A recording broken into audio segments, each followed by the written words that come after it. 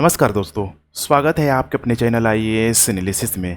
आप सभी ने रोड एक्सीडेंट के दौरान एक बात पर ज़रूर नोटिस किया होगा कि आसपास के जितने भी मौजूद लोग होते हैं, जन जागरूकता या अन्य कारणों की वजह से इंजर्ड पर्सन की मदद करने से कतराते हैं। सबको यही लगता है कि यह तो मेरे लिए अननोन है, अगर उसकी सहायता किया तो हो सकता है कि पुलिस केस में इन्वॉल्व होना पड़े, लेकिन नैतिकता को ताक में रखते हुए वीडियो ज़रूर बनाते हैं।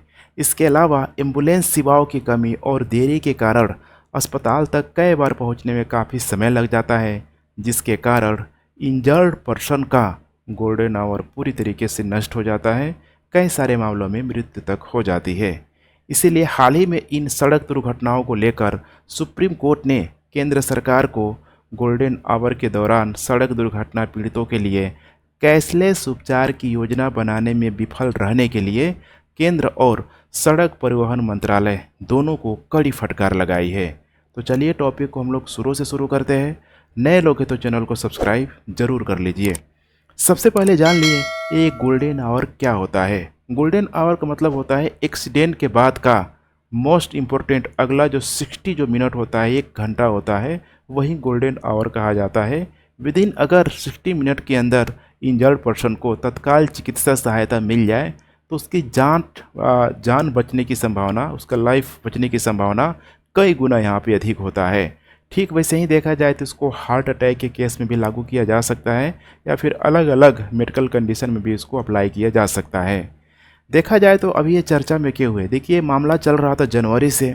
जनवरी में ही यहाँ पे सुप्रीम कोर्ट के द्वारा केंद्र सरकार को या फिर सड़क परिवहन मंत्रालय को सख्त हिदायत दी थी कि इसमें पूरी तरीके से कानून बनाया जाए और मार्च तक उसका इम्प्लीमेंट किया जाए। लेकिन सड़क परिवहन मंत्रालय के द्वारा मार्च तक कोई एक्शन अभी तक लिया नहीं गया है, जिसकी वजह से अभी 9 अप्रैल को पुनः सुनवाई हुई थी इस मामले को लेके और सुप्रीम कोर्ट बहुत कस के गुस्साया हुआ है। देख पा रहे हैं 10 जनवरी 2025 का है। Supreme court direct centre for frame scheme for cashless treatment for victim of motor vehicle accident in the golden hour by 14 मार्च 2025। अब आप लोग मामला समझने की कोशिश कीजिए। सुप्रीम कोर्ट ने जनवरी 2025 में ही केंद्र सरकार को गोल्डन आवर और कैशलेस उपचार के लिए मोटर वाहन अधिनियम 1988 की जो धारा होती है उसमें 162(2) के तहत बोला गया था कि 14 मार्च 2025 तक योजना बन जाना चाहिए और उस योजना को 21 मार्च 2025 तक पूरा दिखना चाहिए, इम्प्लीमेंटेशन रोड पे दिखना चाहिए और साथ में कितना कार्य हुआ है इसका पूरा डिटेल्स सुप्रीम कोर्ट में सबमिट होना चाहिए। सुप्रीम कोर्ट ने वैधानिक योजनाओं को लागू करने की तत्काल आवश्यकता पर बल देते हुए कहा था कि इससे सड़क दुर्घटना के पीड़ितों की जान बचाने में मदद मिलेगी, जिन्हें अक्सर समय पर चिकित्सा उपचार नहीं मिल पाता है। लेकिन यही है बेशर्मी, सड़क परिवहन मंत्रालय की तरफ से इसे इम्प्लीमेंट नहीं किया गया, चाहे कारण जो भी कोई हो।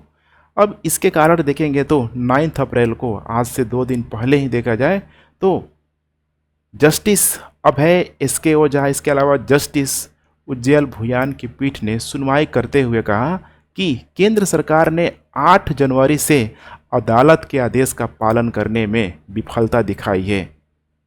मार्च 2025 तक का दिया गया समय भी समाप्त हो गया है।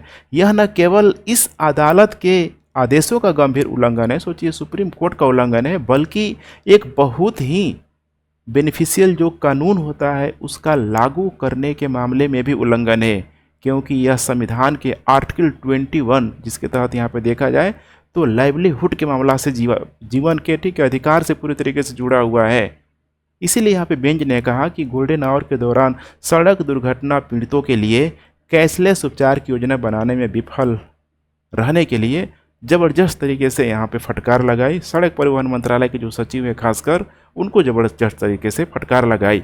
यहाँ पे देख पा रहे सुप्रीम कोर्ट ने क्या कहा कि हम सड़क परिवहन और राजमार्ग मंत्रालय के सचिव को निर्देश देते हैं कि वे 28 अप्रैल 2025 को वीडियो कॉन्फ्रेंसिंग के माध्यम से व्यक्तिगत रूप से उपस्थित होकर केंद्र सरकार की ओर से चूक के बारे में स्पष्टीकरण दें कि आखिर हमने इसको इम्प्लीमेंट क्यों नहीं किया।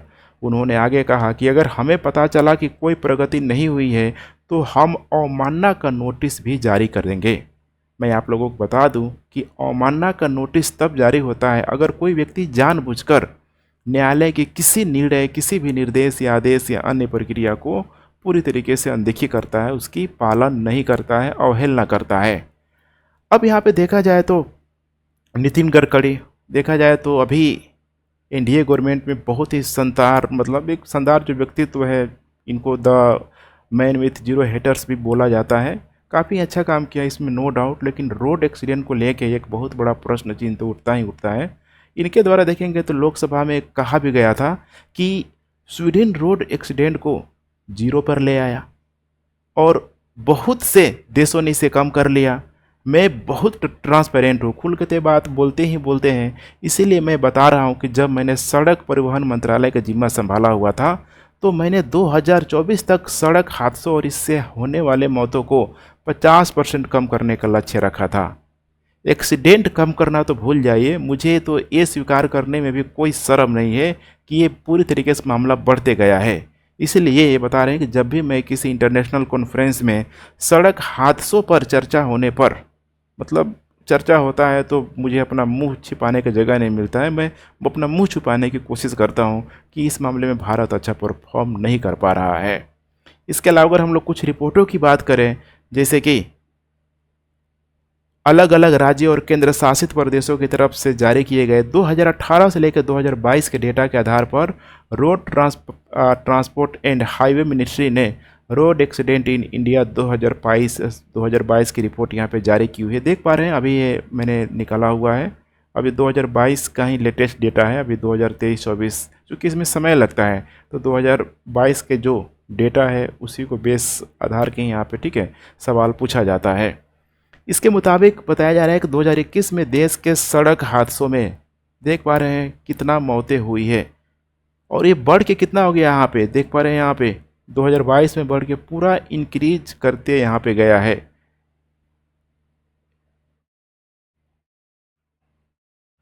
देख पा रहे हैं यहाँ पे पूरी तरीके से, मतलब जहाँ यहाँ 15 लाख के आसपास था, यहाँ देखा जाए तो लगभग ये 17 लाख के आसपास ये आंकड़ा पहुँच गया है।